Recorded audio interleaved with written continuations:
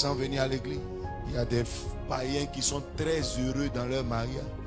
Tu verras que des gens voyagent sans venir à l'église. Des féticheurs même sont leurs fétiches dans l'avion.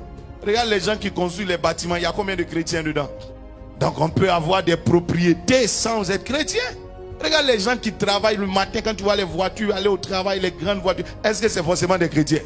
Donc quand je viens à l'église, c'est pas parce que je viens chercher une voiture. C'est pas parce que je viens chercher du travail d'abord. Ce que je viens chercher à l'église, c'est ce que le monde ne peut pas m'offrir.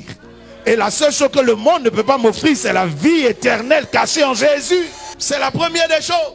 Mais souvent, on a renversé les choses de sorte que maintenant, ce n'est que ces choses matérielles qu'on cherche à l'église. Et des gens même sont prêts à quitter l'église parce que tu ne te maries pas. Des gens disent non, depuis que moi je suis dans cette église, je ne comprends pas, je n'arrive pas à me marier. Qui a dit que c'est à l'église forcée on se marie? D'autres sont prêts à se refroidir leur foi, refroidir leur zèle, refroidir leur amour pour l'œuvre de Dieu, simplement parce que tu n'as pas trouvé de travail. Qui a dit qu'ici c'est une entreprise?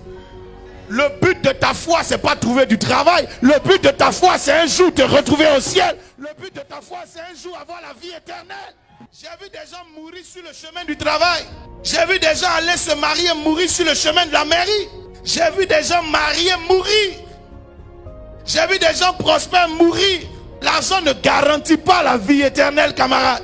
Ce que tu cherches à l'église, c'est ce que le maire ne peut pas te donner. C'est ce que l'entreprise ne peut pas te donner. C'est ce que l'argent ne peut pas te donner. C'est ce que le monde ne peut pas te donner. C'est ce que les voyages ne peuvent pas te donner. C'est ce que le visa ne peut pas te donner. C'est ce que le médecin ne peut pas te donner. C'est la vie éternelle cachée en Jésus.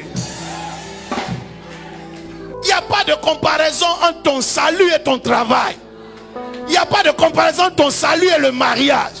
Il y a des gens même qui ont carrément changé de foi parce que tu as rencontré un monsieur qui ne croit plus en Jésus, croit pas en Jésus. Tu es sorti de la foi.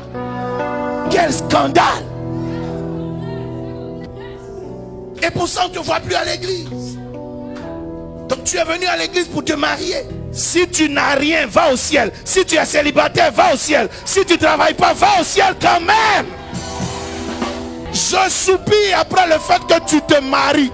Mais ma plus grande espérance, c'est qu'un matin, tu sois avec Jésus-Christ dans les cieux.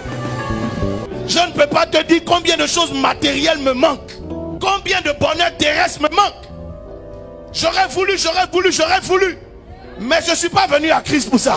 Ce qui m'intéresse le plus, c'est qu'un matin, mon âme se retrouve dans les cieux.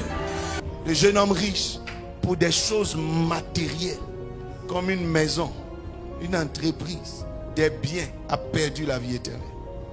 Mais aujourd'hui, il est mort. Et les biens auxquels il s'est accroché ne sont plus à lui. Ton mari auquel tu t'es accroché, demain tu ne seras pas là. D'ailleurs, même matin, il va te chasser. Mais c'est à cause de ce mari-là que tu as perdu la foi. Gagne ton salut. Et que le reste vienne.